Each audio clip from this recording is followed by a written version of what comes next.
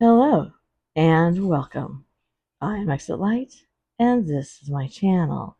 And today I'm going to present to you a story that I've written myself.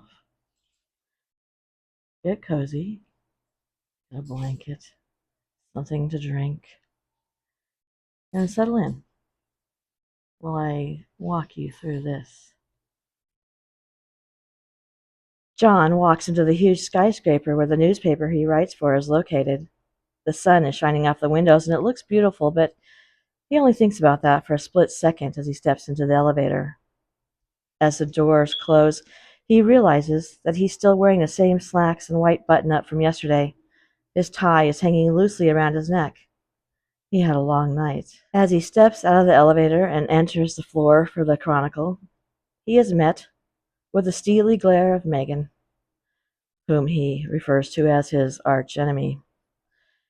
She's working there for about 2 years now, compared to his 15, but they are constantly competing to get the, quote, good story.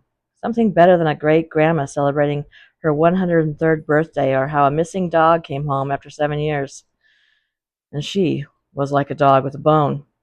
It wasn't just ambition, it was a hunger, a need to be seen, be the center of attention. She was always on alert, running to Barry to get a story. She'd spend hours every day on the local Facebook page or neighborhood apps waiting for a burglary or a fatal car accident. Even if Barry would call out an assignment for John, she'd stand up and tell him that she'd take it. The bloodier, the better in her eyes. Luckily, Barry wasn't a fan of ass kissing, so if an assignment was given to John, Barry wasn't swayed into giving it to Megan. She had gotten some pretty good leads on home break-ins and domestic violence situations. A big one, when a fire truck crossed the line on the highway when the driver had had a heart attack. It killed 5 people in an oncoming car. She was pretty happy about that. She was always sniffing around. John felt uneasy around her. There was just something. What? He snapped at her, as she continued to glare at him awkwardly. Hey, Slick. Saw your article on the front page. Just as John was about to reply, she added, Put that cigarette out, for God's sakes.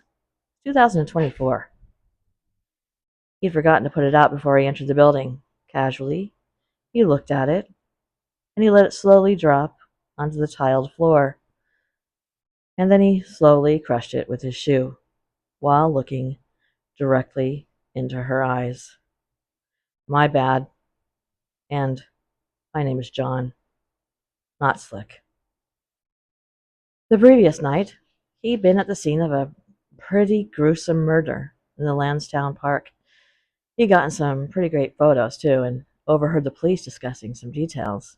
He quickly took notes before being yelled at and told to leave by an older officer who was slightly graying, who sternly told him that he would kick his ass if anything he overheard was quoted as being said by him.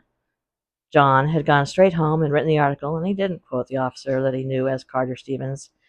He finished it in time to get it to print before the press deadline. The door to Barry's office, Barry was the chief editor, opened, and as John and Megan were still in a staring contest, he heard, John, get in here.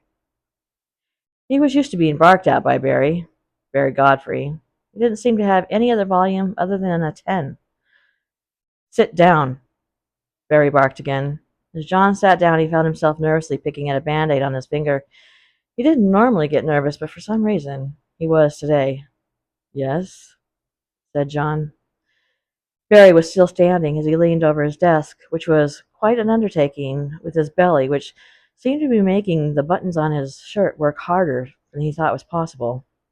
He reached out his hand. John slowly took it. This was an unfamiliar gesture, as he couldn't remember Barry ever having shaken his hand. Nice job, John. The article was superb. For a moment, John thought that this had to be some type of sarcasm. Sir? Asked John. Yes, man, very good. Nicely done. Just wanted to tell you that. And, yeah, that's about it. Now John was being dismissed. He was very proud of himself, but at the same time he kept waiting for the other shoe to fall and as he reached for the handle on the door, he stood there for a moment, but it never did come. He walked out of Barry's office, and he went to his desk where the newspaper was sitting, as always. For some reason, they were always given a free newspaper. John thought maybe it was so they could clip out their article on who won the state fair pie contest or why there was a traffic jam on the freeway the previous day. He unfolded it. He took it all in. There it was. His article and his photos, which were now in black and white so as not to show the bloody details. He opened his drawer and he pulled out a bottle of water. He only drank one brand of water, and it wasn't in the vending machine. Colorado spring water. It was probably just from somebody's tap, but he was picky about some things. He gulped it down and threw it into the small trash can underneath his desk. He opened up the drawer again and took out a clean Band-Aid. The one on his finger was filthy from being on all day yesterday. He'd almost picked it off anyway as he was sitting in Barry's office. John was the nervous type. He didn't much care to be around people, which is why the fact that he became a reporter surprised his family. They had laughed about the amount of people that he was going to have to speak to every day. John hadn't found it particularly funny, but the irony was not lost on him. He threw out the old Band-Aid in the trash and proceeded to cut his article out of the newspaper. Megan came over and leaned against his neat desk. He hated clutter. Hers was full of family photos and knickknacks. He didn't know how she could work with all that junk around her. What? Grumbled John. Megan had a slight smile on her face, but he knew her well enough to know that it was more like a smirk. So, slick. John, interrupted John. Yeah, okay, she replied. Anyway, how'd you happen to get that scoop? Seems like you were on the scene pretty early. Do you live nearby? She asked. John didn't answer. None of her questions were any of her business. Plus, he didn't want to tell her about the tip that had come in on his phone. He wasn't even sure how they'd gotten his phone number, but it had come in about 6 p.m. and it read, Lansdowne Park, east side by the pharmacy. Murder. He actually did live pretty close, only a few blocks away. As he was looking down, he suddenly realized that Megan was still standing there, waiting for an answer. I have a good nose, he replied. Right, she whispered. A real Sherlock Holmes. She laughed and walked away. There was just something about her that got under his skin. He went about his work. He did a phone interview with a woman who swore she saw a UFO. He quickly wrote up the story before heading out for the night. He went to grab his coat and realized that he didn't have his today. He had hurried into work and stupidly left it at home. When he got home, he threw a frozen meal into the microwave and quickly fell asleep. In the morning, he showered and shaved, pressed his slacks and shirt, picked out his tie, never flashy, usually either blue or gray, and went to work. And this was his routine for 2 more days. Days that had blended into years. A fog of lost time. Not what he expected when he showed up on his first day in this job so full of optimism, excitement, and enthusiasm. He walked into the office on this day and promptly ran into Megan. Did you hear? She asked, almost sneering. No. What? Asked John with very little actual curiosity. He assumed there had been an old woman robbed at the grocery store, or better yet, a pedestrian hit by a car. Well, Barry was in early this morning. I think something big is coming down the pike. Oh, wouldn't it be great if there was someone stalking women in the city, or... John turned to walk away. My God, she's weird, he thought as he pulled out the chair at his desk. Megan kept going like she hadn't even noticed. I bet I get it, she declared. I mean, you already got that murder, so it's only fair. She stood, glaring at him. God damn, you really are an asshole, she whispered to him, so low that he almost didn't make out the words. He flashed her a look of surprise as she slammed her hand on his desk, drawing the attention of others in the room. I'm sure you have some hole to crawl out of, John shot back. She turned around quickly and went to knock on Barry's door. Just as she put her clenched fist up to the door to knock, the door flew open with such speed and force that the windows in Barry's office shook. It took both Barry and Megan by surprise to suddenly find themselves nearly occupying the same space. Megan straightened her jacket as Barry looked past her to John. Barry hollered, "John, here's an address. It's just been confirmed that there's another murder by Lansdowne Park. Get going." John stood up and grabbed the piece of paper. He practically had to push Megan out of the way as she started speaking, and her voice was raising higher and higher. "Listen, Barry, I will take that." It was almost as if she was about to stomp her foot in anger, demanding that it wasn't fair. But she stopped short. She turned and gave John a chilling glare. John shook it off and looked at the address. He knew the place, the alley of a local dive bar that he frequented from time to time. John found that particularly shocking as it hit close to home for him. When John got to the scene, he began taking photos and looking for Officer Stevens. He'd done him a solid by not mentioning him in his article, so he hoped the officer would recognize that. He searched the faces of the police and the detectives milling around. He saw the body pretty clearly, so he snapped some more photos. It was a gruesome sight. Blood everywhere. The man's head hanging on by some ripped flesh, his eyes wide open, and it felt to John like he was staring straight into his soul. Then he heard his name. "John." And he looked and saw Officer Stevens.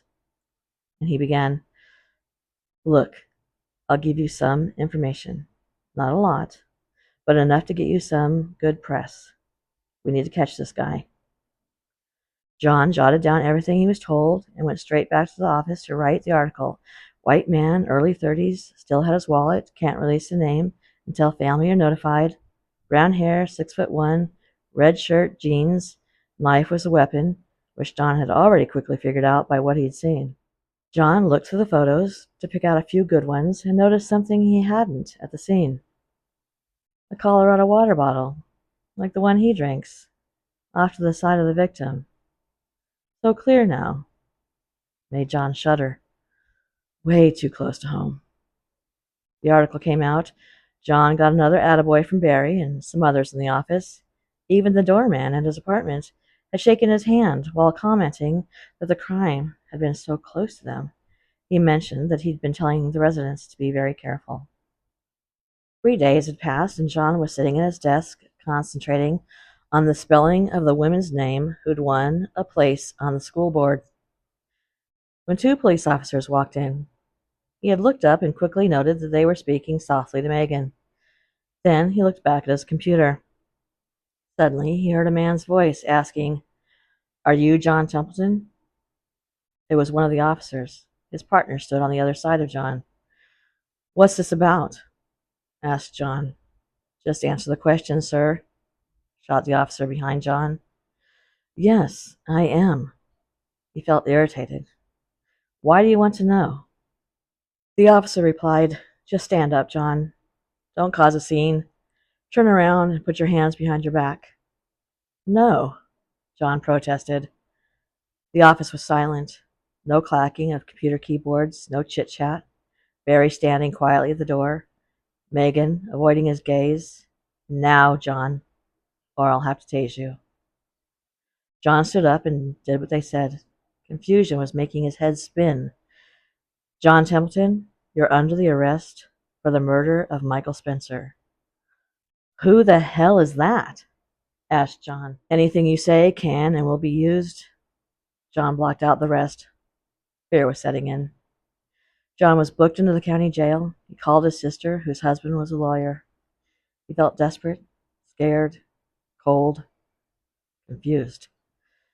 Peter, his brother-in-law, sat opposite him at a steel table that was bolted into the concrete floor. They'd taken his fingerprints, and he'd expected that, but they also took his blood. He told Pete that he didn't know this man. He had no idea why he'd even been arrested. Pete looked at him solemnly as he told him that the police had found his DNA on a water bottle, a cigarette, and a Band-Aid. John searched his brain for how that could even be possible. "How? That has to be a mistake," he shouted. And then suddenly he remembered that day. The day he was late. The day he'd snuffed a cigarette out on the floor in front of Megan. Back at the office, Megan was sitting in Barry's office. "Now, are you sure," he was asking, Can you be unbiased? This is a tough situation, Megan. We can't be letting the fact that you know the suspect personally affect your work. Of course, Barry. I'll be fine. I can't lose this story.